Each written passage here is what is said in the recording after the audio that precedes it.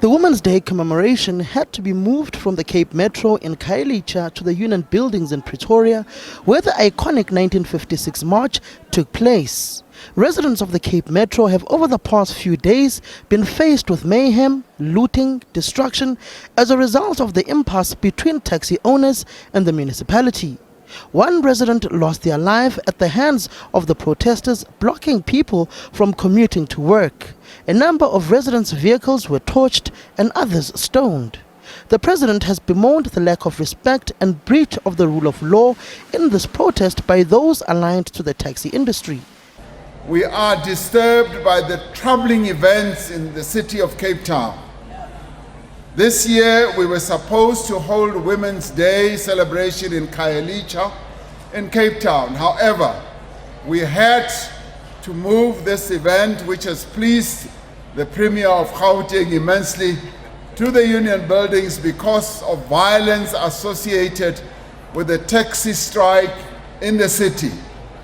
While our democracy protects peaceful protest as well as lawful strike action, we cannot condone what has been happening in Cape Town, and we strongly condemn the violence and the destruction caused by this dispute. On the actual commemoration of Women's Day, those in ANC Women's League regalia were upbeat in song and dance ahead of the Commander-in-Chief's address and marching orders. Women came in their numbers to make their cries heard and to plead with the administration to tackle the challenges in the workplace, society and their homes. The president says South African women are resilient despite the skewed balance of scales against them in society. Even when opportunities are difficult to come by, South African women do not give up rather. They do not run away. They do not succumb. They actually stick to the job because, as it is often said, bomme kapo basadi ba tshwara thipa ka bohaleng ba yona. A free translation meaning the women of South Africa hold the life on its sharp end. That's the determination that the women of our country have. The minister in the presidency responsible for women, youth and persons living with disability, Dr. Nkosazana Dlamini Zuma, says women in South Africa are not free. South Africa is not free. It will only be free when we are free as women.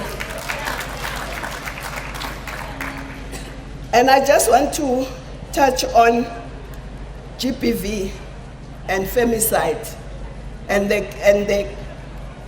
that sketch. I want to say, as government president, let's take the district model approach, even on GBV. Let's say in every ward, the councillor must be at the forefront of fighting GBV. Induna, Inkosi, the religious leader in that ward must be at the forefront of fighting GBV. If we can do that, I think we can start to make a dent. On gender-based violence and femicide, this was the message sent to those who abuse, rape and kill women. We have responded to the call for tougher bail conditions for perpetrators. And in fact, we now want to move to a stage where when you touch a woman and you are arrested, no bail for you.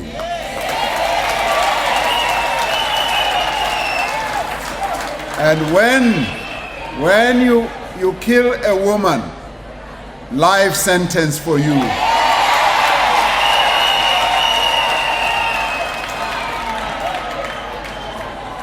Because there is no justifiable reason for us as men to believe that we own women. South African women day by day feel unsafe in their homes, streets, villages, the workplace, schools, universities, and society at large due to the scourge of gender-based violence and femicide, which is their new struggle amongst many like those waged by the generation of 1956. Samkele Masego, SABC News, Pretoria.